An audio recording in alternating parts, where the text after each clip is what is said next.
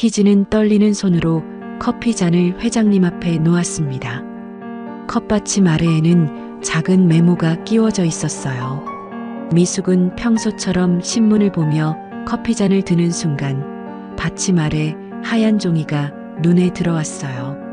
순간 당황했지만 자연스럽게 메모를 집어들었습니다. 회장님 조심하세요. 목걸이에 도청장치가 있어요. 미숙의 얼굴이 창백해졌어요. 무의식 중에 목에 걸린 진주 목걸이를 만졌습니다. 생일 선물로 받은 그 목걸이를요. 희진은 회장님을 바라봤어요. 미숙이 천천히 고개를 들어 희진을 봤습니다. 두 사람의 시선이 마주쳤어요. 그 눈빛에는 한 가지 질문이 담겨 있었습니다. 이게 진짜인가요? 이 이야기는 일주일 전으로 거슬러 올라갑니다. 김미숙 회장의 60번째 생일날, 진주 목걸이가 선물로 전해진 그날부터 시작됩니다. 이야기 시작 전에 구독, 좋아요와 함께 어디에서 보고 계신지도 댓글로 남겨주시면 반갑게 인사드리겠습니다. 오늘은 김미숙 회장의 60번째 생일이었습니다.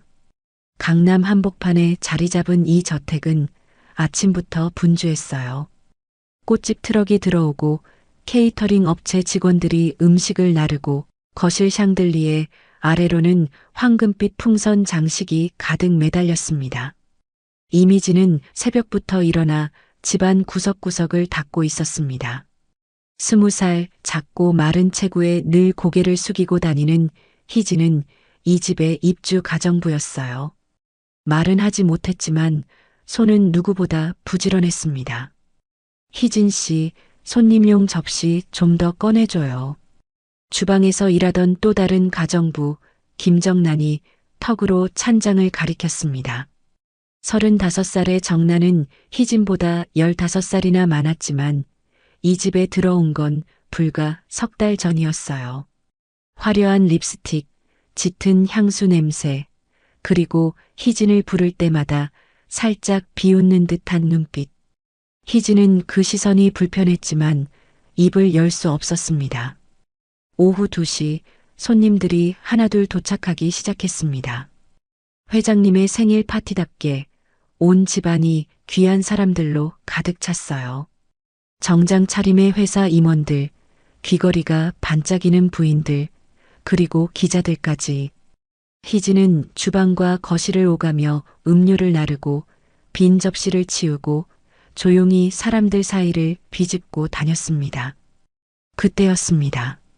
거실 한쪽에서 희진은 우연히 고개를 들었어요. 그리고 그 장면을 봤습니다.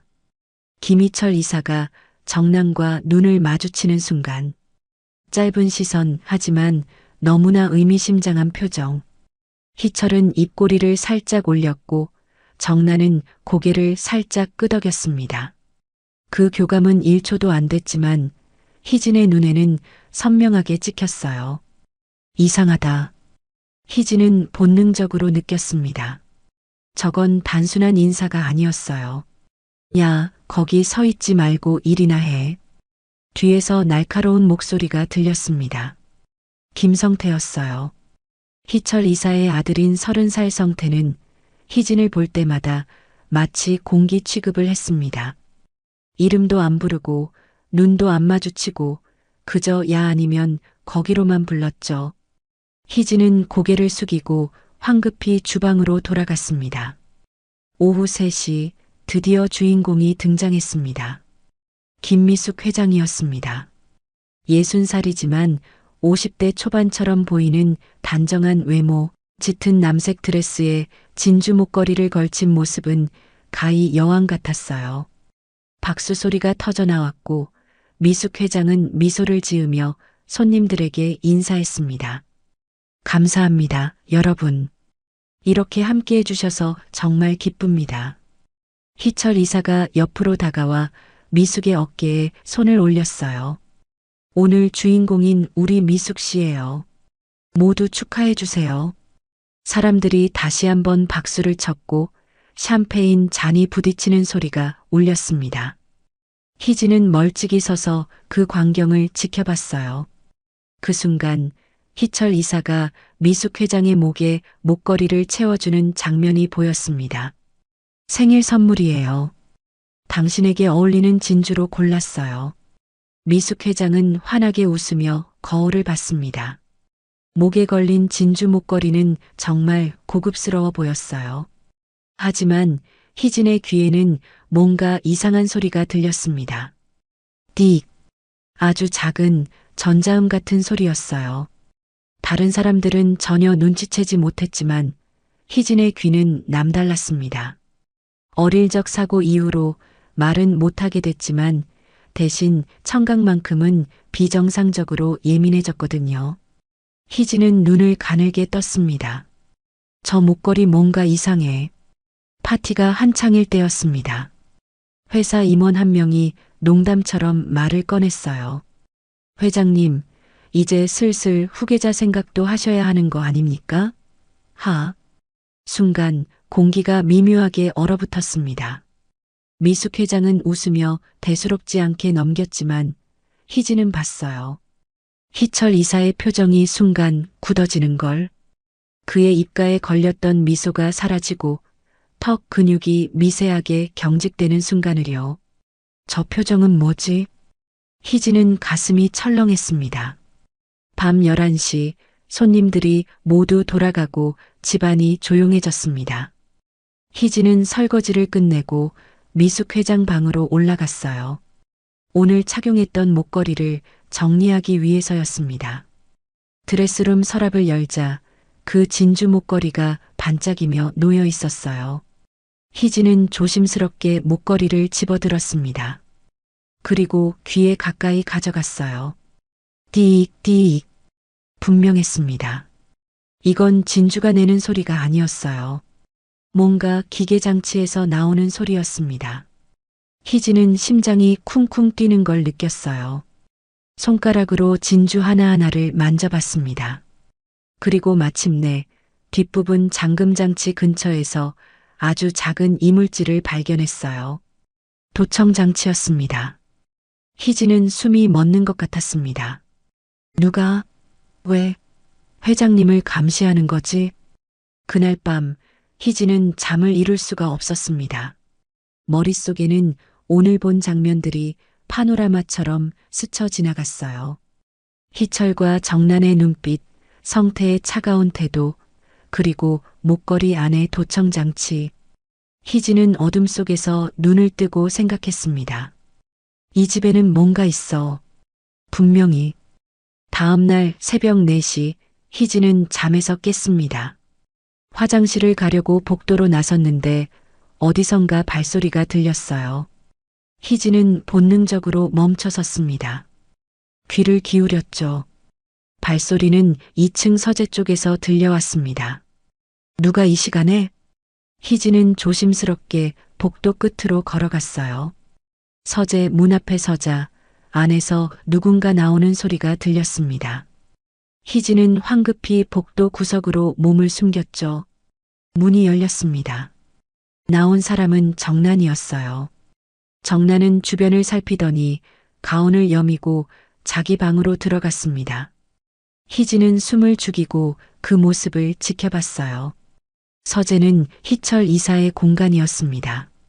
새벽 4시에 정란이 거기서 나온다는 건 뭔가 이상했어요.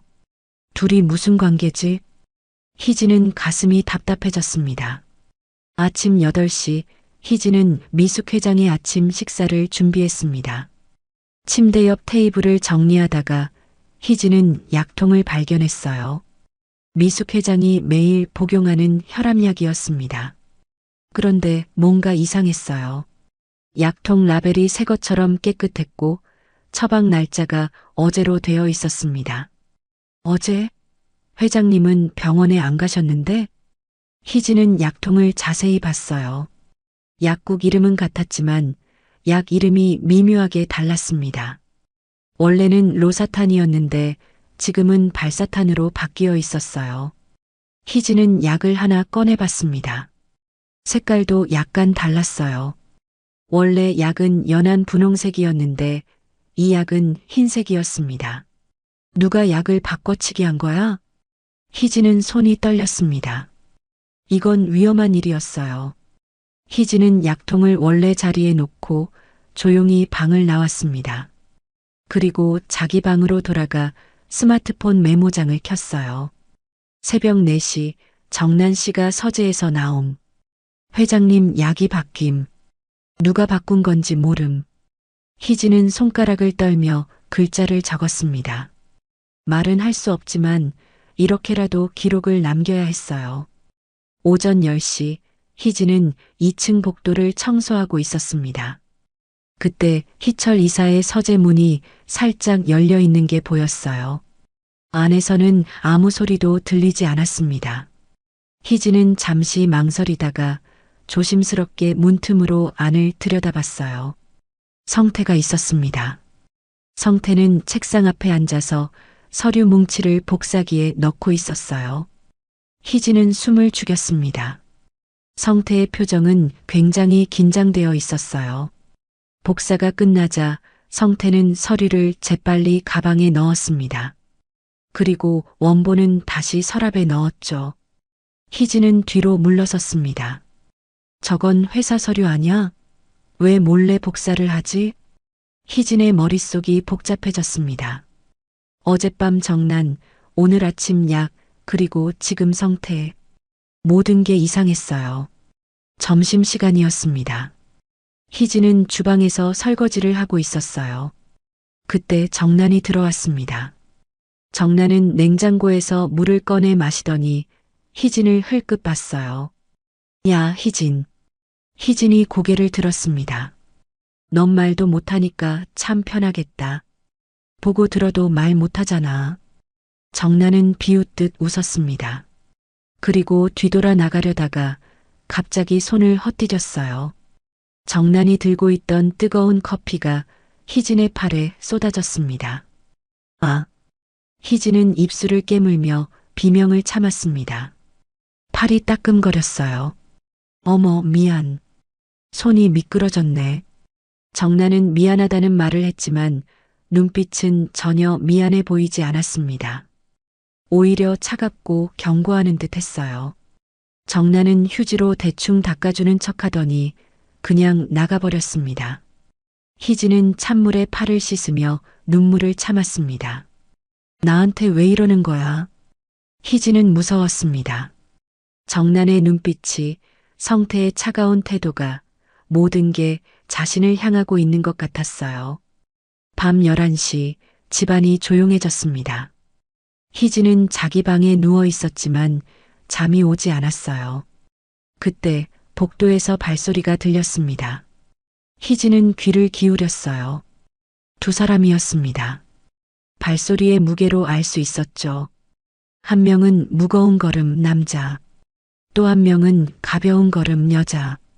희진은 조심스럽게 문을 살짝 열었습니다. 복도 끝, 희철 이사와 정난이 서재 안으로 들어가는 게 보였어요. 문이 닫혔습니다. 희진은 심장이 두근거렸습니다. 희진은 방에서 나와 복도를 따라 서재 쪽으로 걸어갔어요. 최대한 발소리를 죽이며 문 앞까지 갔습니다. 그리고 귀를 문에 바짝 붙였어요. 안에서 속삭이는 소리가 들렸습니다. 곧 별장으로 데려가. 거기서 희철의 목소리였어요. 완벽하게 끝낼 수 있어. 불만 지르면. 정난의 목소리였습니다. 아무도 모를 거야. 보험금도 나오고.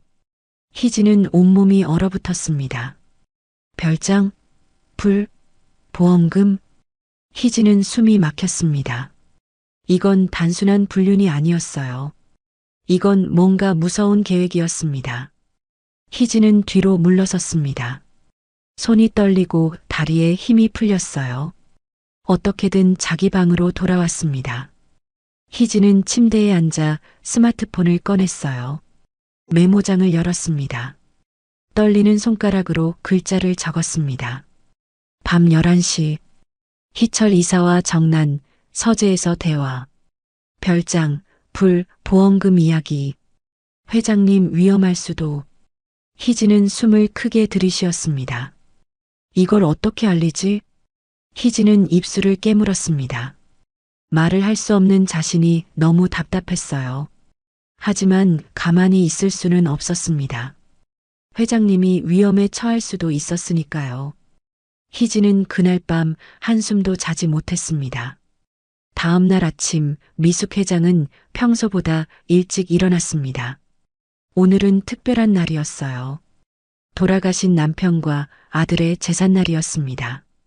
미숙 회장은 정갈한 옷으로 갈아입고 거실 한쪽에 마련된 작은 제단 앞에 앉았어요. 제단 위에는 2개의 영정 사진이 놓여 있었습니다. 왼쪽은 남편, 오른쪽은 아들. 남편은 45에 세상을 떠났고 아들은 겨우 15이었어요. 교통사고였습니다. 15년 전 그날의 기억은 아직도 미숙의 가슴을 찢었습니다. 미숙은 촛불을 켜고 향을 피웠습니다. 그리고 조용히 절을 올렸어요. 눈가에 눈물이 맺혔습니다. 여보, 우리 아들 잘 지내고 있죠? 미숙의 목소리는 떨렸습니다. 15년이 지났지만 그리움은 줄어들지 않았어요. 그때 뒤에서 발소리가 들렸습니다. 희철이었습니다. 희철은 제단을 보더니 한숨을 쉬었어요. 미숙 씨, 이제 그만 보내드려야 하는 거 아닌가요? 미숙은 고개를 들었습니다. 무슨 말씀이세요? 15년이 지났잖아요. 매년 이렇게 붙들고 있으면 미숙 씨만 힘들어요. 희철의 말투는 차가웠습니다. 미숙은 입술을 깨물었어요. 희철은 늘 이런 식이었습니다. 겉으로는 다정한 척했지만 미숙의 슬픔을 이해하지 못했어요. 당신은 모를 거예요. 미숙은 낮게 말했습니다. 희철은 더 이상 말하지 않고 돌아섰습니다. 미숙은 다시 제단을 바라봤어요. 제사상에 놓인 과일과 나무를 보며 눈물을 닦았습니다. 희진은 부엌에서 그 장면을 지켜보고 있었습니다. 희진은 미숙 회장의 눈물을 봤어요. 그리고 희철의 차가운 뒷모습도 봤습니다. 희진의 가슴이 먹먹해졌어요. 회장님이 저렇게 슬퍼하시는데 오전 11시 희진은 미숙 회장 방을 청소하고 있었습니다. 서랍장을 정리하다가 희진은 오래된 신문 스크랩을 발견했어요. 노랗게 변색된 신문지였습니다. 희진은 조심스럽게 펼쳐봤어요.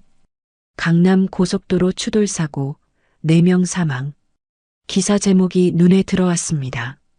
날짜는 15년 전이었어요. 희진은 기사를 읽기 시작했습니다.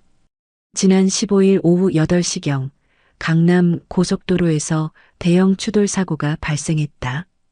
김땡땡 45세 씨와 그의 아들 김땡땡 15세 군이 현장에서 사망했으며 구조를 시도하던 익명의 부부 역시 2차 폭발로 사망한 것으로 알려졌다. 목격자에 따르면 이 부부는 전복된 차량에서 어린 소년을 구조한 직후 폭발에 휘말렸다고 한다. 희진의 손이 떨렸습니다.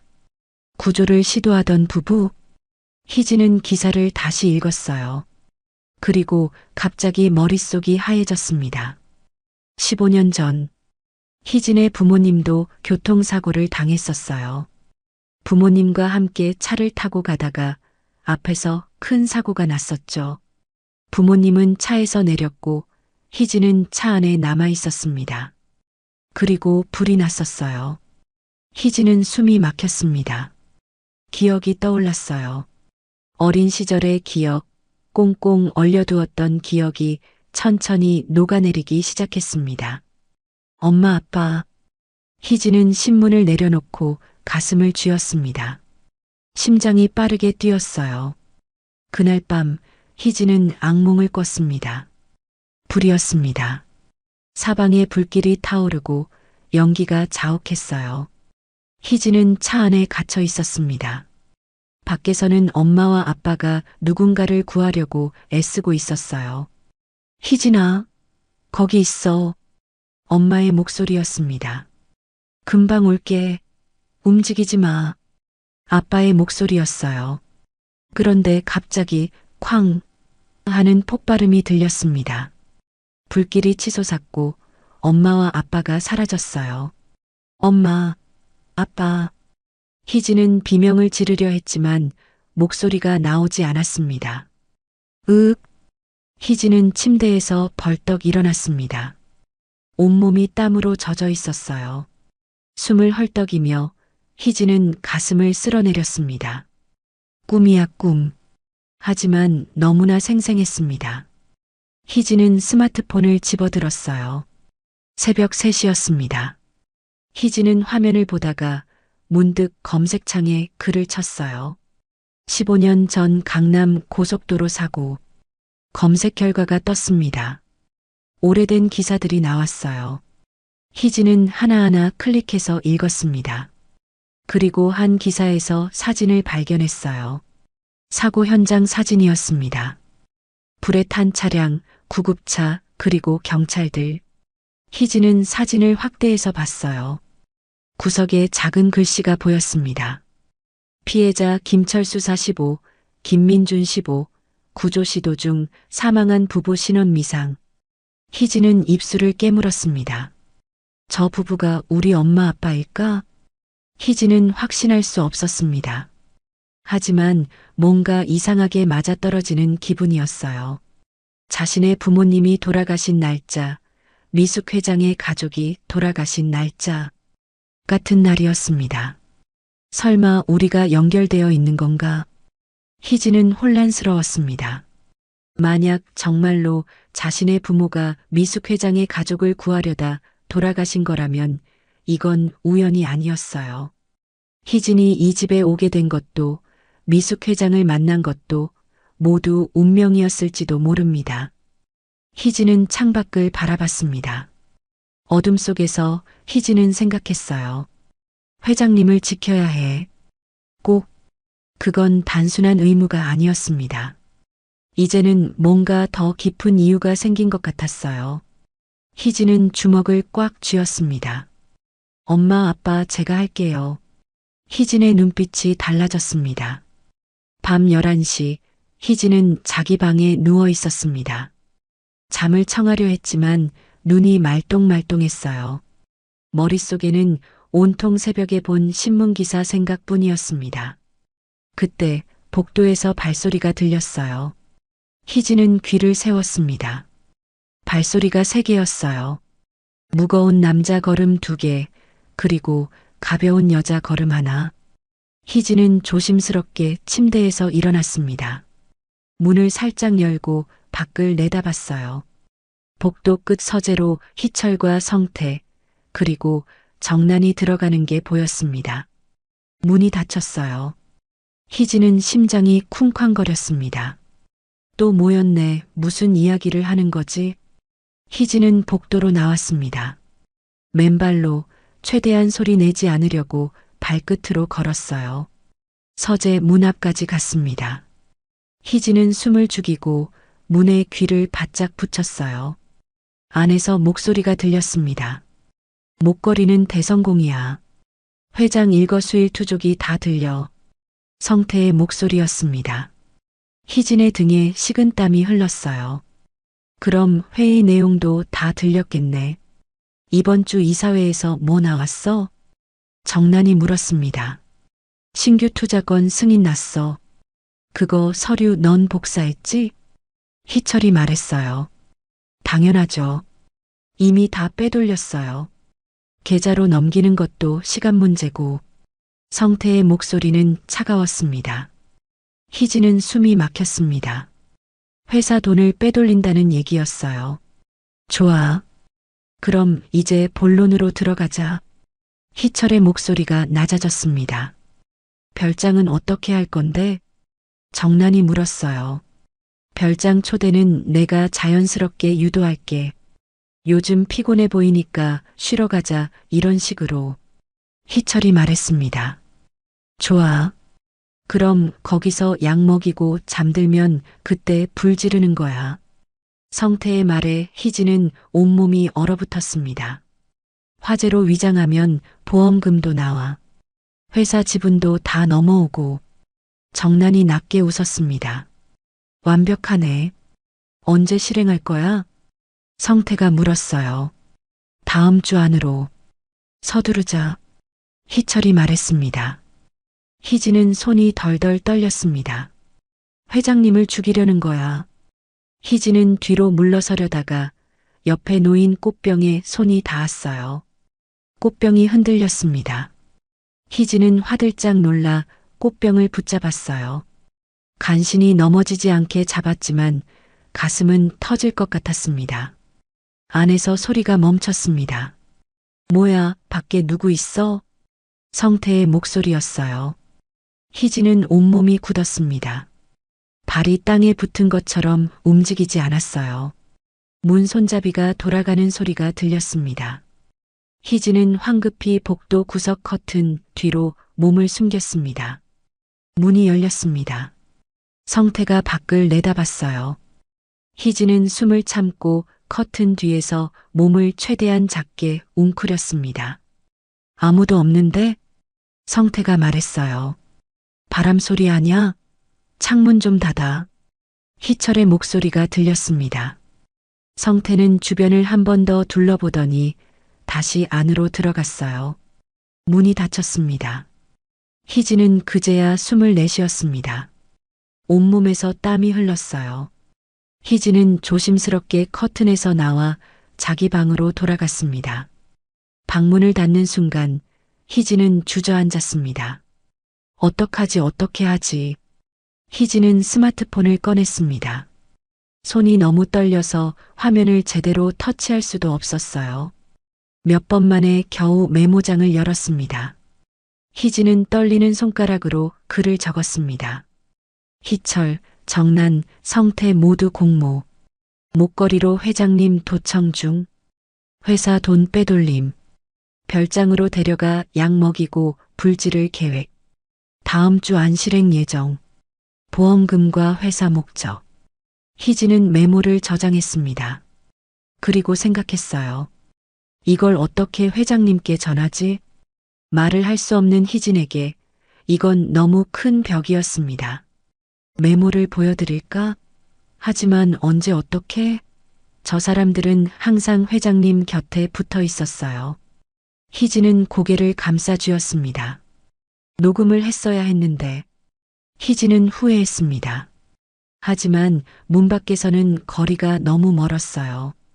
목소리가 잘 안 들렸을 거예요. 희진은 침대에 앉아 무릎을 끌어안았습니다. 회장님 위험해요. 꼭 알려드려야 하는데 눈물이 주르륵 흘러내렸습니다. 말을 할 수 없다는 게 이렇게 답답한 줄 몰랐어요. 희진은 목을 움켜쥐었습니다. 말이 나왔으면 소리라도 낼 수 있으면. 하지만 아무리 애를 써도 목구멍에서는 아무 소리도 나오지 않았습니다. 희진은 천장을 바라봤습니다. 내일 기회를 만들어야 해. 어떻게든. 희진은 다짐했습니다. 회장님을 꼭 지켜야 했어요. 15년 전 엄마 아빠가 그랬던 것처럼 이번엔 희진이 할 차례였습니다. 새벽 3시 희진은 여전히 잠들지 못했습니다. 창밖으로 차가운 달빛이 들어왔어요. 희진은 스마트폰을 다시 켜서 메모를 확인했습니다. 글자 하나하나가 또렷했어요. 이걸 꼭 전해야 해. 희진은 베개를 꼭 껴안았습니다. 내일이 두려웠지만 동시에 결심도 단단해졌어요. 회장님, 제가 지킬게요. 꼭. 다음 날 아침 6시 희진은 화장실에 숨어 있었습니다. 손에는 작은 메모지와 펜이 들려 있었어요. 희진은 떨리는 손으로 글씨를 썼습니다. 최대한 작게, 하지만 또렷하게. 회장님 위험합니다. 목걸이에 도청장치. 희철, 정난, 성태가 모두 한패. 별장에서 불지를 계획. 조심하세요. 희진은 메모를 접었습니다.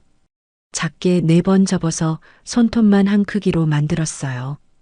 그리고 주머니에 넣었습니다. 오늘 꼭 전해야 해. 희진은 거울을 봤습니다. 창백한 얼굴이 비쳤어요. 잠을 한숨도 못 잔 탓이었습니다.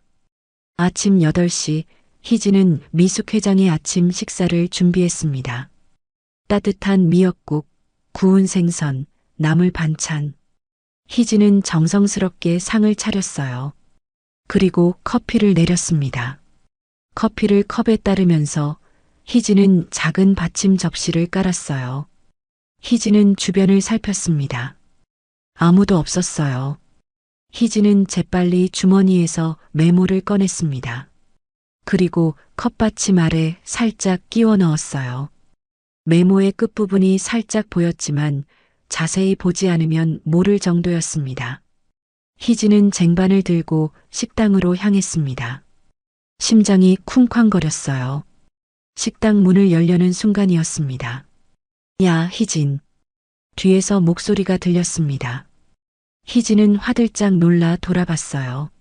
정난이었습니다. 정난은 팔짱을 끼고 희진을 보고 있었어요. 눈빛이 날카로웠습니다. 뭐해? 정난이 물었습니다. 희진은 고개를 숙였어요. 손에 든 쟁반이 미세하게 떨렸습니다. 그 쟁반 좀 보자. 정난이 다가왔습니다. 희진은 숨이 멎는 줄 알았어요. 정난이 쟁반을 들여다보면 컵받침 아래 메모가 보일 거였습니다. 밥상 차리는 거면 빨리 들어가. 식으면 어떡해. 정난은 힐끗 보더니 그냥 지나갔습니다. 희진은 안도의 한숨을 쉬었어요. 다리에 힘이 풀렸지만 어떻게든 버텼습니다. 식당 문을 열고 들어갔습니다. 미숙 회장은 신문을 보고 있었어요. 희진은 조심스럽게 상을 차렸습니다. 커피 잔을 미숙 회장 앞에 놓았어요. 고마워요, 희진 씨. 미숙 회장이 미소 지으며 말했습니다. 희진은 고개를 숙여 인사하고 물러났어요. 하지만 귀는 식당 쪽에 집중하고 있었습니다. 미숙 회장은 신문을 읽으며 커피를 집어들었습니다. 그 순간 컵받침 아래에서 무언가 보였어요. 미숙 회장은 잠시 멈칫했습니다. 메모였습니다. 미숙 회장은 표정을 전혀 바꾸지 않았어요. 그저 자연스럽게 메모를 집어들더니 신문을 덮으며 함께 가렸습니다. 그리고 무릎 위에 올려놓고 슬쩍 읽었어요. 미숙 회장의 손이 미세하게 떨렸습니다. 하지만 얼굴은 평온했어요. 미숙 회장은 메모를 작게 접어 주머니에 넣었습니다. 그리고 아무 일도 없었다는 듯 식사를 시작했어요. 오늘 날씨 참 좋네요. 미숙 회장이 혼잣말처럼 중얼거렸습니다. 희진은 주방에서 그 모습을 보고 있었어요. 회장님이 메모를 발견했다는 걸 알았습니다. 알려드렸어. 이제 어떻게 되는 거지? 점심시간이 지나고 오후 2시쯤이었습니다. 희진은 복도를 청소하고 있었어요. 그때 미숙 회장이 지나가다 멈춰 섰습니다. 희진 씨. 희진은 고개를 들었어요. 저녁 먹고 시간 있어요? 공원에 같이 산책 갈래요? 미숙 회장의 목소리는 평소와 똑같았습니다. 하지만 눈빛이 달랐어요. 희진은 알아차렸습니다. 밖에서 얘기하자는 거구나. 희진은 고개를 끄덕였습니다. 좋아요. 밤 산책이 좋더라고요. 저녁 8시쯤 나갈까요? 미숙 회장이 웃으며 말했습니다. 희진은 다시 한번 고개를 끄덕였어요. 저녁 8시 미숙 회장과 희진은 집을 나섰습니다. 밤하늘에는 별이 빛나고 있었어요. 두 사람은 집 근처 공원으로 걸어갔습니다.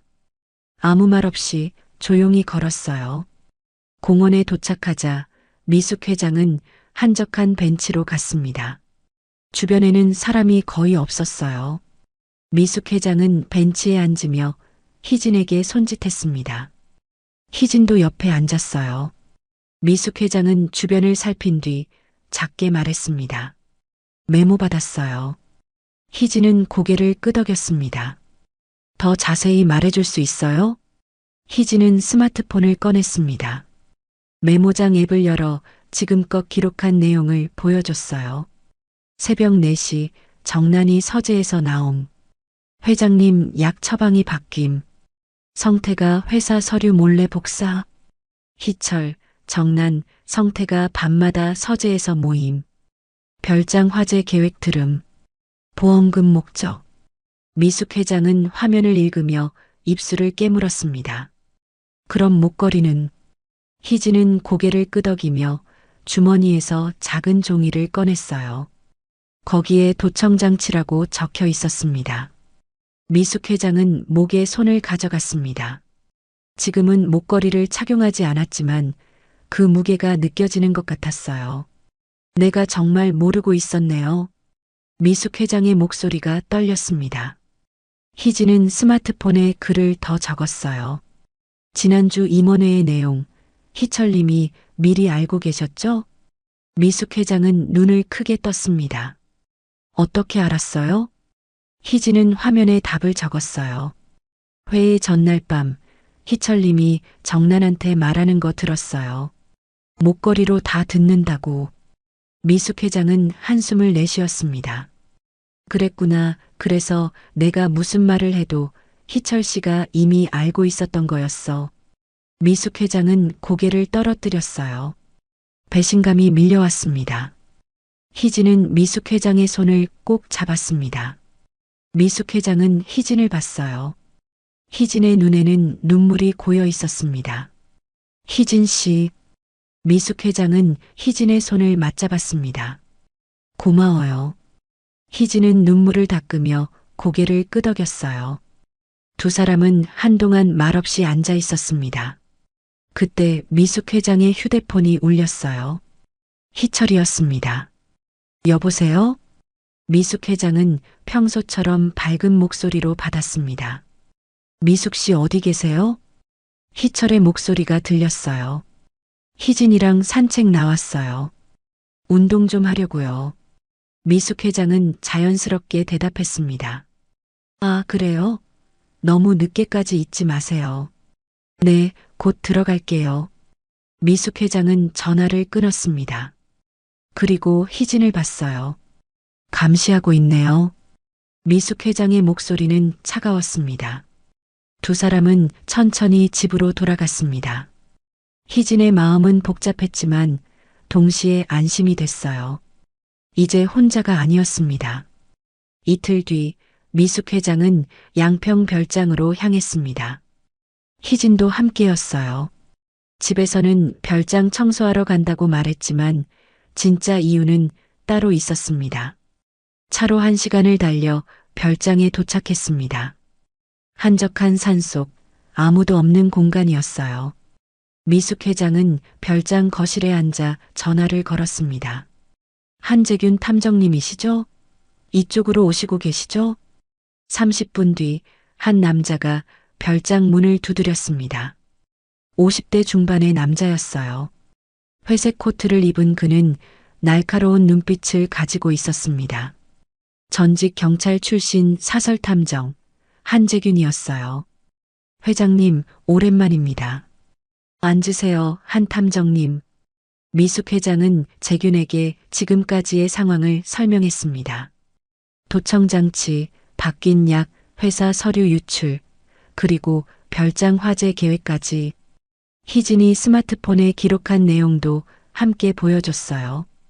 재균은 진지하게 듣더니 고개를 끄덕였습니다. 상황이 심각하네요. 일단 뒷조사부터 시작하겠습니다. 빨리 부탁드려요. 시간이 없어요. 미숙 회장의 목소리는 절박했습니다. 사흘 뒤 재균은 첫 번째 보고를 해왔습니다. 서울 시내 조용한 카페에서 만났어요. 재균은 서류 뭉치를 꺼냈습니다. 먼저 김정남부터 말씀드리죠. 재균이 서류를 펼쳤어요. 정난은 5년 전 노인요양원에서 일했습니다. 그런데 그곳에서 입소자 돈을 빼돌린 의혹이 있었어요. 경찰 조사까지 받았지만 증거 부족으로 무혐의 처리됐습니다. 요양원에서요? 미숙 회장은 눈썹을 찔렀습니다. 네. 그 뒤로 몇 군데 집에서 일했는데 다 오래 못 버텼어요. 평판이 안 좋았거든요. 재균이 다음 서류를 꺼냈습니다. 그리고 김성태. 이쪽은 더 복잡합니다. 뭐가 나왔어요? 해외 비밀 계좌가 있습니다. 케이맨 제도예요. 미숙 회장은 숨을 들이켰어요. 거기로 돈이 계속 들어가고 있습니다. 출처는 회장님 회사 자금이에요. 회사 돈을. 미숙 회장의 얼굴이 굳었습니다. 김희철 이사가 승인한 가짜 거래처들입니다. 실체가 없는 회사들이에요. 거기로 돈을 보낸 뒤 성태 계좌로 빼돌리는 구조입니다. 얼마나 빼갔어요? 지금까지 확인된 것만 30억 정도입니다. 미숙 회장은 주먹을 꽉 쥐었어요. 손이 떨렸습니다. 증거는 확보했어요? 네. 거래 내역 다 추적했습니다. 이 정도면 횡령으로 고발 가능합니다. 재균이 서류를 봉투에 넣으며 말했어요. 그날 저녁 집으로 돌아온 미숙 회장은 평소처럼 행동했습니다. 저녁 식사 자리에서 미숙 회장은 일부러 한숨을 쉬었어요. 요즘 너무 피곤해요. 희철이 고개를 들었습니다. 많이 힘들지요? 내 회사 일도 복잡하고 머리가 지끈지끈해요. 미숙 회장은 이마를 짚었습니다. 그럼 좀 쉬어야죠. 별장 가서 며칠 있다 오세요. 성태가 말했습니다. 그 순간 정남과 희철이 동시에 성태를 봤어요. 눈빛이 스쳤습니다. 희진은 그 장면을 놓치지 않았어요. 별장이요? 미숙 회장이 물었습니다. 네. 공기도 좋고 조용하잖아요. 푹 쉬시면 좋을 것 같은데요. 희철이 웃으며 말했어요. 그것도 좋겠네요. 다음 주쯤 갈까요? 미숙 회장은 태연하게 대답했습니다. 좋아요. 다 같이 가시죠. 희철이 말했습니다. 미숙 회장은 고개를 끄덕였어요. 하지만 마음속으로는 차갑게 웃고 있었습니다. 미끼를 물었구나. 그날 밤 자정, 희진은 또다시 복도에서 발소리를 들었습니다. 2명이었어요. 희진은 조심스럽게 방문을 열었습니다. 성태와 정난이 성태방으로 들어가는 게 보였어요. 왜 둘이서만? 희진은 이상했습니다. 평소엔 희철까지 셋이 모였는데 오늘은 둘뿐이었어요. 희진은 복도로 나가 성태방 문 앞까지 갔습니다. 귀를 문에 바짝 붙였어요. 안에서 낮은 목소리가 들렸습니다. 희철 그 늙은이도 결국은 짐이야. 안 그래 자기야? 정난의 목소리였어요. 희진은 눈을 크게 떴습니다. 미숙 처리하면 바로 다음은 희철이지. 성태가 말했습니다. 차 브레이크는 내가 손볼게. 별장 가는 길이 산길이잖아. 사고로 위장하면 완벽해. 그럼 회사고 재산이고 다 우리 거야. 성태가 낮게 웃었습니다. 아버지는 내가 효자인 줄 아시겠지. 성태의 목소리에는 비웃음이 담겨 있었어요. 희진은 온몸이 얼어붙었습니다. 저 사람들 희철까지 죽이려고 해. 희진은 뒤로 물러섰습니다. 가슴이 두근거렸어요. 우린 최고의 파트너야. 정난의 말이 이어졌습니다. 별장 다녀온 다음 주면 끝이야. 성태가 말했어요. 희진은 황급히 자기 방으로 돌아왔습니다. 손이 떨려서 스마트폰을 제대로 잡을 수도 없었어요. 겨우 메모장을 열어 글을 적었습니다. 성태와 정난, 희철도 죽일 계획. 차 브레이크 조작 예정. 3명 모두 서로 배신. 다음 날 새벽 희진은 미숙 회장을 공원으로 불러냈습니다. 메모를 보여주자 미숙 회장은 헛웃음을 지었어요. 저것들이 서로를 배신하는구나. 미숙 회장의 목소리는 차가웠습니다. 한 탐정님께 연락해야겠어요. 미숙 회장은 바로 재균에게 전화를 걸었습니다. 1시간 뒤 재균은 미숙 회장과 만났어요. 그럼 이렇게 하시죠. 저들이 서로 무너지게 놔두는 겁니다. 재균이 말했습니다. 어떻게요? 일단 별장에 가시되 저희가 미리 경찰을 배치해 놓겠습니다. 현장에서 잡는 거죠. 위험하지 않을까요? 제가 회장님을 지키겠습니다. 그리고 희진 씨도 함께 가시면 됩니다. 재규는 희진을 봤어요. 희진 씨 귀가 저희 최고 무기니까요. 희진은 고개를 끄덕였습니다. 미숙 회장은 재균의 손을 꽉 잡았어요. 부탁드립니다. 별장 가는 날 우리가 최후의 승자가 됩니다. 재균의 목소리는 확신에 차 있었습니다. 별장으로 가기 하루 전날 밤 희철은 차를 몰고 집을 나갔습니다. 잠깐 회사 일 보고 올게요. 희철은 미숙 회장에게 그렇게 말했지만 향한 곳은 회사가 아니었어요. 양평 별장이었습니다. 별장에는 이미 정남과 성태가 와 있었어요. 다 확인했어? 희철이 물었습니다. 네. 주방 가스밸브 상태 봤어요. 내일 살짝만 열어두면 돼요. 정란이 대답했습니다. 불씨는 1층 거실 촛불로 할 거예요. 미숙이 잠들면 그때 켜둘게요. 정란은 가방에서 긴 양초를 꺼냈어요. 좋아. 타이밍이 중요해. 약 먹이고 1시간 뒤에 시작하자. 희철이 말했습니다. 성태는 차고로 갔어요. 미숙 회장이 타고 올 차량이 거기 있었습니다. 성태는 트렁크를 열어 소화기를 꺼냈어요. 그리고 차 뒤편 창고에 숨겨뒀습니다. 소화기는 빼뒀어요. 세 사람은 별장 거실에 둘러앉았어요. 내일이면 끝이야. 실수하지 말자. 희철이 차갑게 웃었습니다. 그 시각 서울집에서는 미숙 회장과 희진이 방에 있었습니다. 희진 씨, 내일 혹시 위험한 상황이 생기면 이걸 불어요. 미숙 회장은 작은 호루라기를 꺼냈어요. 은색으로 빛나는 작은 호루라기였습니다. 한 탐정님이 이 소리를 들으면 바로 들어올 거예요. 크게 불어요, 알겠죠?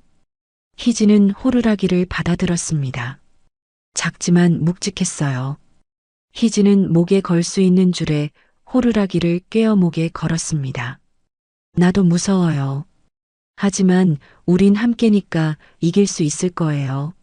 미숙 회장은 희진의 손을 잡았습니다. 희진은 고개를 끄덕였어요. 하지만 가슴은 두근거렸습니다. 그날 밤 희진은 또다시 악몽을 꿨습니다. 불이었어요. 사방이 불길에 휩싸여 있었습니다. 희진은 어린아이가 되어 차 안에 갇혀 있었어요. 밖에서는 엄마와 아빠가 누군가를 구하려 애쓰고 있었습니다. 희진아, 무서워하지 마. 엄마의 목소리였어요. 그때 쾅 하는 폭발음이 들렸습니다. 불길이 치솟고 연기가 하늘을 덮었어요. 엄마, 아빠. 희진은 비명을 지르려 했지만 목소리가 나오지 않았습니다. 으억. 희진은 침대에서 벌떡 일어났습니다. 온몸이 땀으로 젖어 있었어요. 숨을 헐떡이며 가슴을 쓸어내렸습니다. 내일 또 불을 봐야 해. 희진은 무서웠습니다. 하지만 피할 수 없었어요. 희진은 주먹을 꽉 쥐었습니다.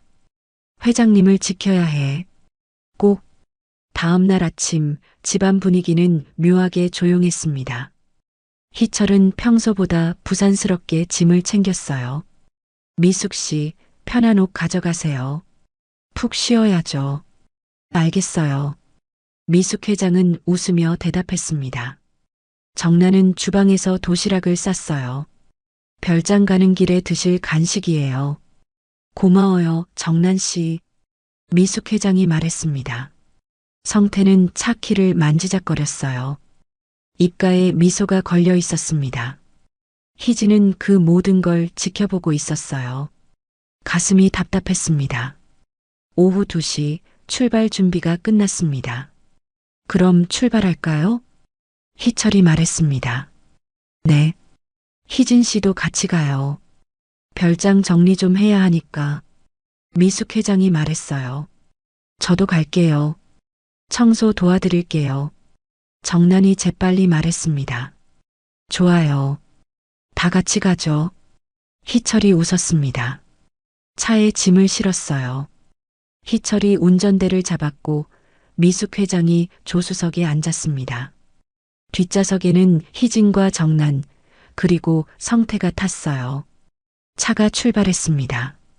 1시간쯤 달렸을 때 희철이 음료수를 건넸습니다. 미숙 씨, 이거 드세요. 목 마르시죠? 고마워요. 미숙 회장은 음료를 받았습니다. 하지만 마시지 않았어요. 그저 손에 들고만 있었습니다. 희철은 미숙 회장을 슬쩍 봤어요. 미숙 회장이 음료를 마시지 않는 걸 확인하자 미간을 찌푸렸습니다. 안 드세요? 아, 네. 조금 이따 마실게요. 미숙 회장은 웃으며 대답했습니다. 차는 계속 달렸어요. 창밖으로 산이 보이기 시작했습니다. 하늘은 잔뜩 흐려 있었어요. 곧 눈이 올 것 같았습니다. 오후 4시 별장에 도착했습니다. 하얀 눈이 소복이 쌓인 별장은 고요했어요. 주변에는 아무도 없었습니다. 와, 여기 공기 정말 좋네요. 미숙 회장이 말했습니다. 그러게요.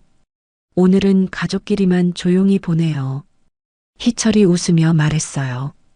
외부와 차단한다는 뜻이구나. 미숙 회장은 속으로 생각했습니다. 집 안으로 들어갔어요. 희진은 짐을 들고 2층으로 올라갔습니다. 미숙 회장의 방을 정리하면서 희진은 창문 잠금 장치를 확인했어요. 비상시 탈출할 수 있는지 점검했습니다. 저녁 6시 식사가 준비됐습니다. 정난이 만든 저녁상이 차려졌어요. 불고기, 된장찌개, 각종 반찬들, 그리고 와인 한 병이 테이블 위에 놓였습니다. 오늘은 특별한 날이니까 와인 한잔 하시죠. 희철이 와인을 따랐습니다. 미숙 회장의 잔에 와인이 채워졌어요. 희철은 자기 잔도 채웠습니다. 건배. 희철이 잔을 들었습니다. 미숙 회장도 잔을 들었어요. 잔을 입에 가져갔지만 그 순간 손이 미끄러졌습니다. 어머, 와인이 테이블에 쏟아졌어요. 죄송해요. 손이 미끄러졌네요. 미숙 회장은 얼른 냅킨으로 닦았습니다. 희철의 표정이 굳었어요. 괜찮아요. 제가 다시 따라드릴게요. 아니에요. 전 이제 안 마실래요. 배가 좀 불편해서요. 미숙 회장은 웃으며 거절했습니다. 희철은 입술을 깨물었어요. 계획이 어긋나기 시작했습니다. 식사가 끝나고 밤 9시가 됐습니다. 전 좀 쉬어야겠어요. 먼저 올라갈게요. 미숙 회장이 말했습니다. 편히 쉬세요. 희철이 대답했습니다. 미숙 회장과 희진은 2층으로 올라갔어요. 방문을 닫자 두 사람은 눈빛을 교환했습니다. 이제 시작이야. 그들은 준비를 시작했습니다. 밤 10시 별장은 고요했습니다. 창밖으로는 하얀 눈이 소복소복 내리고 있었어요. 산속 별장이라 주변에는 불빛 하나 보이지 않았습니다. 완벽하게 고립된 공간이었어요. 희진은 미숙 회장 방 옆 작은 방에 누워 있었습니다. 잠은 오지 않았어요. 귀를 세우고 아래층 소리에 집중했습니다. 희철, 정난, 성태의 발소리가 들렸어요. 세 사람이 1층 거실에 모여 있었습니다. 미숙은 잠들었어? 희철의 목소리였어요. 불 꺼진 거 봐선 자는 것 같은데. 좋아. 그럼 시작하자. 정난, 주방 가스밸브 열어. 희철이 지시했습니다. 희진은 침대에서 일어나 문을 살짝 열었어요. 복도로 나가 난간에 기대어 1층을 내려다봤습니다. 어둠 속에서 정난이 주방으로 들어가는 모습이 보였어요. 얼마 뒤 희진의 코에 이상한 냄새가 스쳤습니다. 가스 냄새. 희진은 눈을 크게 떴어요. 미세했지만 분명한 가스 냄새였습니다. 희진의 후각도 청각만큼이나 예민했거든요. 30분만 기다리자. 충분히 차면 그때 불 붙여. 희철의 목소리가 들렸습니다. 희진은 심장이 터질 것 같았어요. 30분 뒤면 이 집에 불이 날 거였습니다. 난 차 빼놔야겠어. 우리 차는 안전한 데 세워두자. 성태가 말했습니다. 그래. 그리고 확실히 하려면 2층 계단 입구도 막아둬야 해. 정난이 말했어요. 좋아. 그럼 20분 뒤에 다시 모이자. 희철이 말했습니다. 세 사람이 흩어졌어요. 희진은 황급히 미숙 회장 방으로 가려고 했습니다. 하지만 복도 모퉁이를 돌자 정난이 서 있었어요. 정난은 미숙 회장 방문 앞을 지키고 있었습니다. 저기 지키고 있으면 들어갈 수가 없잖아. 희진은 뒤로 물러섰습니다. 어떻게 해야 할지 몰랐어요. 그때 창문이 보였습니다. 희진의 방 창문과 미숙 회장 방 창문은 불과 2m 정도 떨어져 있었어요. 창문 밖에는 좁은 테라스가 있었습니다. 저걸로 가야 해. 희진은 자기 방으로 돌아갔습니다. 창문을 조심스럽게 열었어요. 차가운 바람이 얼굴을 때렸습니다. 눈이 희진의 뺨에 닿았어요. 희진은 창틀을 잡고 밖으로 나갔습니다. 테라스는 좁고 미끄러웠어요. 눈이 쌓여 있었거든요. 희진은 벽을 짚으며 천천히 옆으로 이동했습니다. 발밑이 미끄러웠어요. 한번 잘못 디디면 2층에서 떨어질 수도 있었습니다. 조심해, 조심해. 희진은 이를 악물고 한 걸음씩 나아갔습니다. 손이 얼어붙을 것 같았어요. 드디어 미숙 회장방 창문에 도착했습니다. 희진은 창문을 두드렸어요. 톡톡톡. 안에서 움직이는 기척이 들렸습니다. 커튼이 열리고 미숙 회장이 나타났어요. 미숙 회장은 깜짝 놀라 창문을 열었습니다. 희진 씨, 어떻게? 희진은 안으로 들어왔어요. 온몸이 눈으로 뒤덮여 있었습니다. 무슨 일이에요? 미숙 회장이 물었습니다. 희진은 스마트폰을 꺼냈어요. 떨리는 손으로 글을 적었습니다. 가스밸브 열었어요. 곧 불 지를 거예요. 정난이 문 앞 지키고 있어요. 미숙 회장은 창백해졌습니다. 지금 당장? 희진은 고개를 끄덕였어요. 미숙 회장은 재빨리 옷을 걸쳤습니다. 창문으로 나가요. 빨리. 미숙은 침대 밑에 베개를 넣어놓고 이불을 덮어놓은 다음 사람이 있는 척 은폐했습니다. 그리고 곧장 창문으로 나갔습니다. 테라스를 따라 희진 방으로 이동했어요. 벽을 짚으며 조심스럽게 걸었습니다. 희진 방에 들어왔을 때 아래층에서 소리가 들렸어요. 이제 됐어. 불 붙여. 희철의 목소리였습니다. 희진은 문틈으로 밖을 내다봤어요. 정난이 미숙 회장 방문을 열고 안을 확인했습니다. 자고 있어. 완벽해. 정난이 말했습니다. 그리고 1층에서 탁 하는 소리가 들렸어요. 라이터 소리였습니다. 얼마 지나지 않아 희진의 코에 타는 냄새가 났습니다. 불이야. 미숙 회장이 작게 외쳤습니다. 희진은 목에 걸었던 호루라기를 꺼냈어요. 그리고 창문을 열고 밖으로 몸을 내밀었습니다. 빅, 빅, 빅. 희진은 있는 힘껏 호루라기를 불었습니다.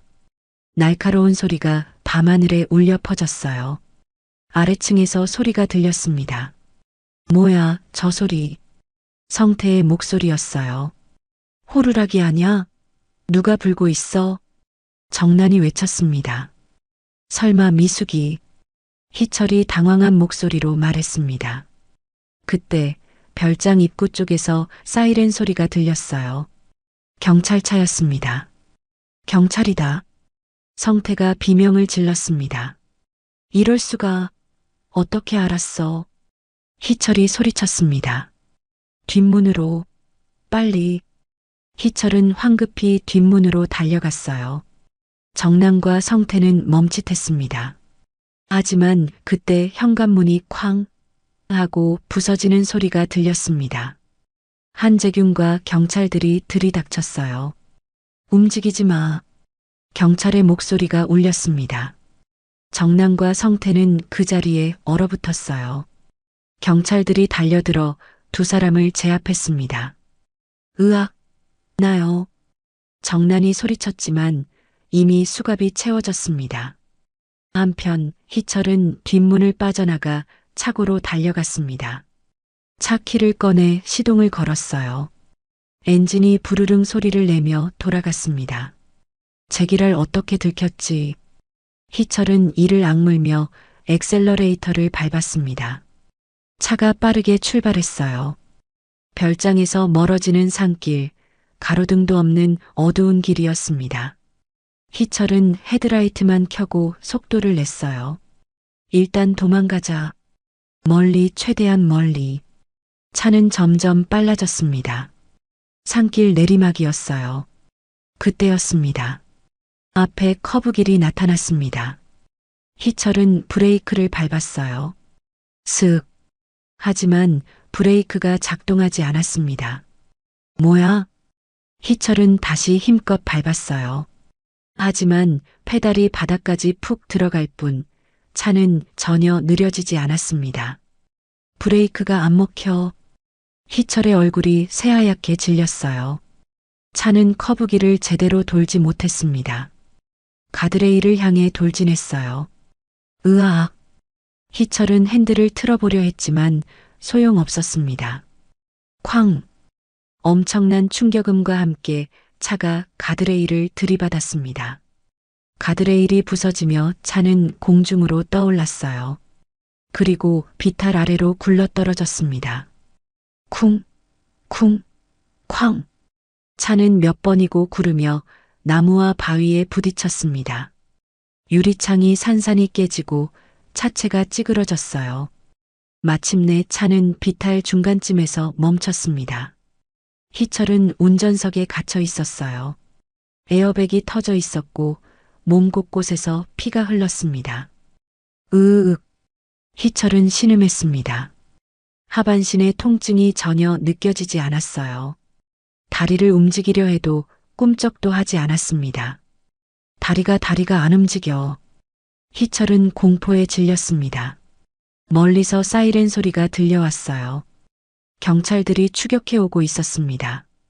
희철은 눈물을 흘리며 하늘을 올려다봤습니다. 성태 내 놈이 내 차를. 그제야 깨달았습니다.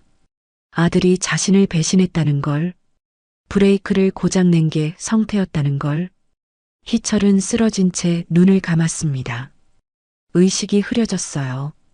경찰과 구급대원들이 도착했을 때 희철은 간신히 숨만 쉬고 있었습니다. 이쪽에 생존자 있습니다. 구급대원이 소리쳤습니다. 희철은 들것에 실려 구급차로 옮겨졌어요. 하지만 하반신은 이미 감각을 잃은 상태였습니다. 반신불수였습니다. 살아남았지만 이제 평생 휠체어 신세를 져야 했어요. 그리고 감옥에서 긴 세월을 보내야 했습니다. 죽음보다 더 긴 고통이 기다리고 있었습니다. 별장 1층에서는 불길이 치솟고 있었습니다. 정남과 성태는 경찰에게 붙잡혀 수갑이 채워진 상태였어요. 소방관들이 들이닥쳐 불을 끄기 시작했습니다. 2층에 사람 있습니까? 소방관이 큰 소리로 외쳤습니다. 네, 2명 있어요. 재균이 대답했습니다. 재균은 계단으로 달려가려 했지만 불길이 계단을 막고 있었어요. 회장님, 희진 씨. 재균이 소리쳤습니다. 2층에서는 희진과 미숙 회장이 희진 방에 갇혀 있었어요. 연기가 문틈으로 스며들어 왔습니다.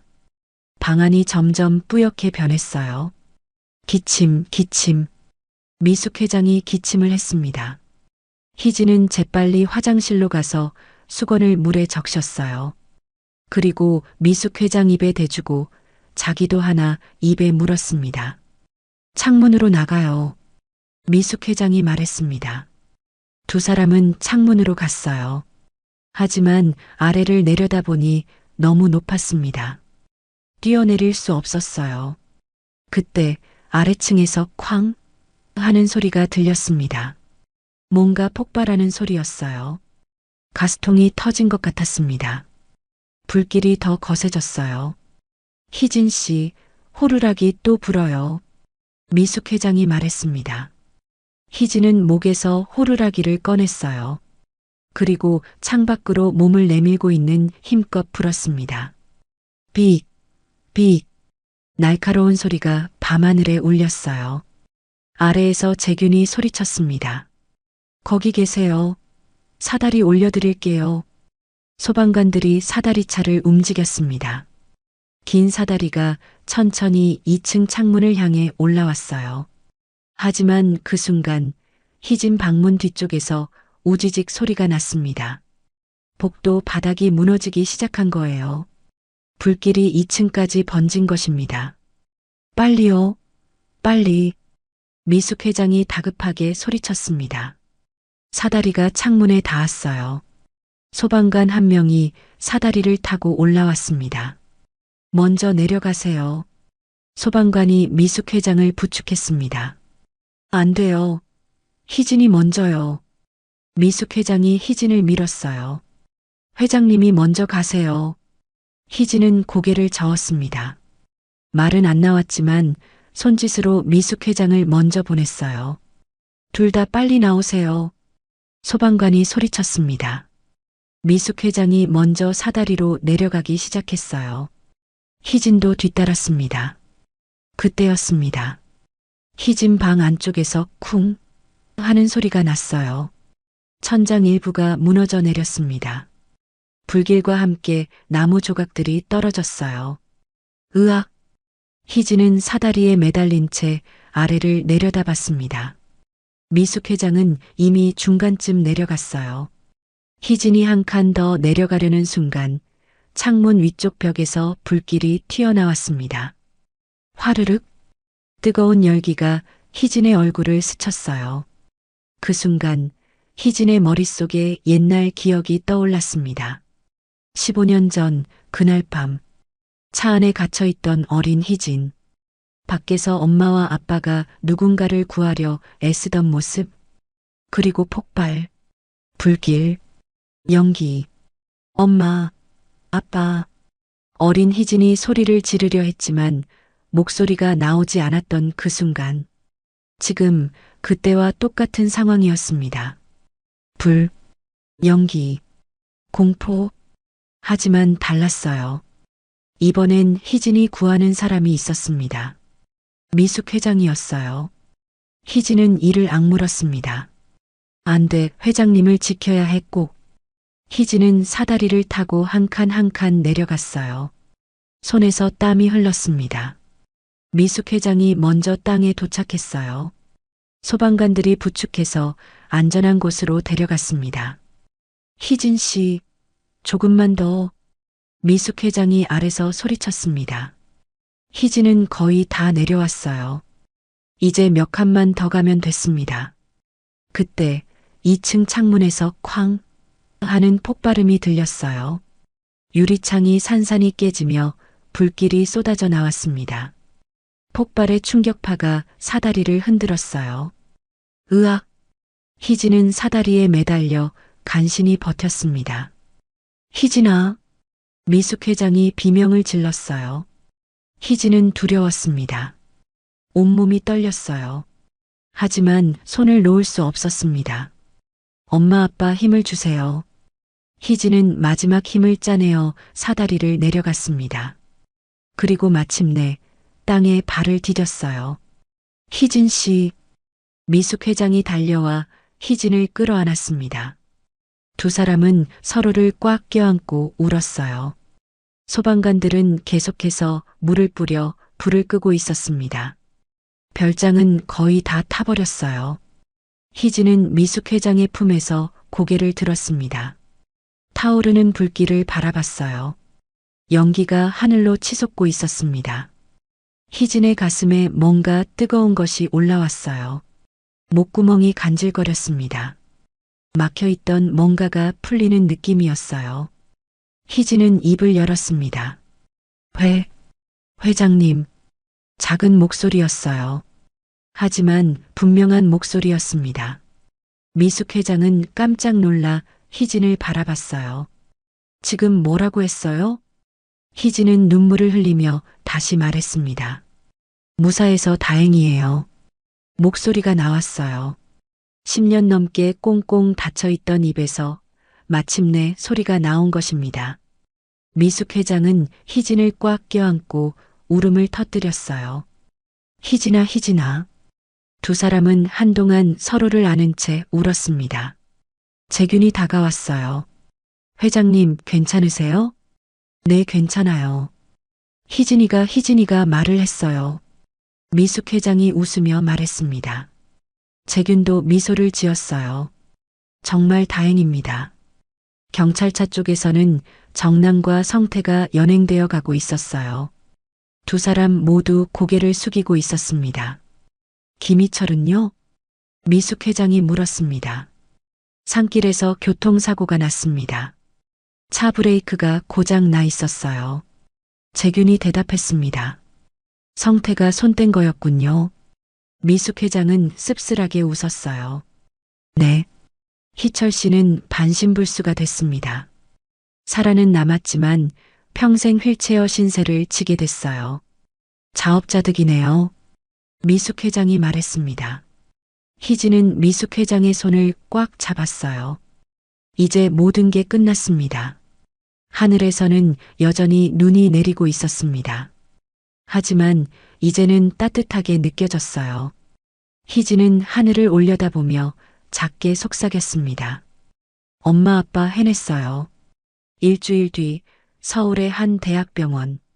미숙 회장과 희진은 나란히 병실에 입원해 있었습니다. 두 사람 모두 연기를 많이 마셔서 치료를 받고 있었어요. 희진 씨, 물 좀 줄래요? 미숙 회장이 물었습니다. 네, 잠깐만요. 희진은 침대에서 일어나 물잔을 가져왔어요. 목소리가 아직 조금 쉬었지만 말을 할 수 있다는 게 신기했습니다. 말하는 게 아직도 어색하죠? 조금요. 하지만 좋아요. 이렇게 회장님과 대화할 수 있어서요. 희진이 웃었습니다. 그때 병실 문이 열렸어요. 재균이 들어왔습니다. 회장님, 희진 씨, 좀 드릴 말씀이 있습니다. 재균의 표정이 진지했어요. 무슨 일이세요? 미숙 회장이 물었습니다. 재균은 서류 봉투를 꺼냈어요. 15년 전 교통사고 건 최종 조사 결과가 나왔습니다. 미숙 회장과 희진은 긴장한 표정으로 재균을 바라봤어요. 당시 목격자 진술과 경찰 기록을 다시 확인했습니다. 그리고 확실해졌어요. 재균이 서류를 펼쳤습니다. 15년 전 그날 강남 고속도로에서 회장님 남편 되시는 김철수 씨와 아들 민중 군이 탄 차량이 전복됐습니다. 미숙 회장은 눈을 감았어요. 그날의 기억이 떠올랐습니다. 그때 뒤에서 달리던 차가 있었어요. 운전자는 임성호 씨, 조수석에는 부인 박미영 씨, 뒷자리에는 네 살배기 딸이 타고 있었습니다. 재균이 희진을 봤어요. 그 딸이 희진 씨예요. 희진은 숨을 멈췄습니다. 임성호 씨 부부는 차에서 내려 구조를 시도했습니다. 전복된 차에 갇힌 민준군을 먼저 끌어냈어요. 그 아이를 안전한 곳에 옮긴 뒤 다시 돌아가 김철수 씨를 구하려 했습니다. 재균의 목소리가 떨렸어요. 하지만 그 순간 차량에서 2차 폭발이 일어났습니다. 임성호 씨 부부는 그 자리에서 돌아가셨군요. 미숙 회장이 떨리는 목소리로 말했습니다. 네. 민중군은 그때는 살았지만 차 안에 있던 김철수 씨와 구조하던 임성호 씨 부부 모두 사망했습니다. 재균이 서류를 내려놓았어요. 희진 씨는 부모님 차 뒷자리에서 모든 걸 목격했습니다. 그 충격으로 말을 잃게 된 거예요. 희진은 눈물을 흘렸습니다. 미숙 회장은 희진을 바라봤어요. 그리고 천천히 손을 뻗었습니다. 희진아. 미숙 회장의 목소리가 떨렸습니다. 내 부모님이 우리 남편과 아들을 살려주시려고 목숨을 희생하셨구나. 네. 희진은 고개를 끄덕였어요. 미안해. 정말 미안해. 미숙 회장은 오열했습니다. 희진은 미숙 회장의 손을 꽉 잡았어요. 아니에요. 부모님은 사람을 구하시려고 하신 거예요. 후회하지 않으셨을 거예요. 고마워, 정말 고마워. 두 사람은 서로를 껴안고 한참을 울었습니다. 재규는 조용히 병실을 나갔어요. 석 달 뒤 법정. 희철, 정난, 성태에 대한 선고가 내려졌습니다. 피고인 김희철, 살인미수, 방화, 사기, 횡령 등의 죄로 징역 25년을 선고한다. 판사의 목소리가 울렸습니다. 희철은 휠체어에 앉아 고개를 떨어뜨렸어요. 피고인 김정난, 살인미수 공모, 방화 공모 등의 죄로 징역 20년을 선고한다. 정난은 눈물을 흘렸습니다. 피고인 김성태, 살인미수 공모, 방화 공모, 살인 공모 등의 죄로 징역 25년을 선고한다. 성태는 입술을 깨물었어요. 방청석에 앉아있던 미숙 회장은 아무 표정도 짓지 않았습니다. 그저 조용히 지켜볼 뿐이었어요. 희진은 미숙 회장의 손을 잡았습니다. 끝났어요. 응. 이제 정말 끝났어. 미숙 회장이 대답했습니다. 6달이 흘렀습니다. 봄이 왔어요. 회사 이사회실에는 임원들이 모여 있었습니다. 오늘 여러분께 소개할 사람이 있습니다. 미숙 회장이 일어섰어요. 문이 열리고 희진이 들어왔습니다. 단정한 정장을 입은 희진은 예전과 달라 보였어요. 자신감이 넘쳤습니다. 제 딸입니다. 법적으로 입양 절차를 마쳤어요. 이제부터 이 아이 이름은 김희진입니다. 미숙 회장이 말했습니다. 임원들이 박수를 쳤어요. 희진이는 앞으로 회사 일을 배우면서 제 뒤를 이어갈 겁니다. 회장님, 축하드립니다. 한 임원이 말했습니다. 희진은 고개를 숙여 인사했어요. 잘 부탁드립니다. 열심히 배우겠습니다. 희진의 목소리는 또렷했습니다. 회의가 끝나고 미숙 회장과 희진은 차를 탔어요. 어디 가시는 거예요? 희진이 물었습니다. 갈 곳이 있어. 미숙 회장이 웃었습니다. 차는 서울을 벗어나 경기도로 향했어요. 1시간쯤 달려 도착한 곳은 조용한 묘지였습니다. 여기는 희진은 알아봤어요. 내 부모님 산소야. 미숙 회장이 말했습니다. 두 사람은 차에서 내려 언덕을 올라갔어요. 봄꽃이 만발한 길이었습니다. 산소 앞에 도착했어요. 깨끗하게 관리된 묘역이었습니다. 미숙 회장은 무릎을 꿇고 앉았어요. 희진도 옆에 앉았습니다. 임성우님, 박미영님, 미숙 회장이 말했습니다. 15년 만에 인사드립니다. 늦어서 죄송합니다. 미숙 회장의 목소리가 떨렸어요. 두 분이 살려주신 제 아들은 결국 하늘나라로 갔습니다. 하지만 두 분 딸은 제가 지키겠습니다. 미숙 회장은 희진을 바라봤습니다. 이 아이가 저를 살렸습니다. 부모님이 제 아이를 구했던 것처럼 이 아이도 절 구했어요. 희진은 눈물을 닦았어요. 그래서 이제 제가 이 아이 엄마가 됐습니다. 잘 키우겠습니다. 두 분이 주신 선물을 제가 소중히 지키겠습니다. 미숙 회장은 절을 올렸어요. 희진도 함께 절을 했습니다. 엄마, 아빠, 전 행복해요. 이제 혼자가 아니에요. 희진이 작게 말했습니다. 바람이 불었어요. 따뜻한 봄바람이 두 사람을 감쌌습니다. 미숙 회장은 일어나 희진의 손을 잡았어요.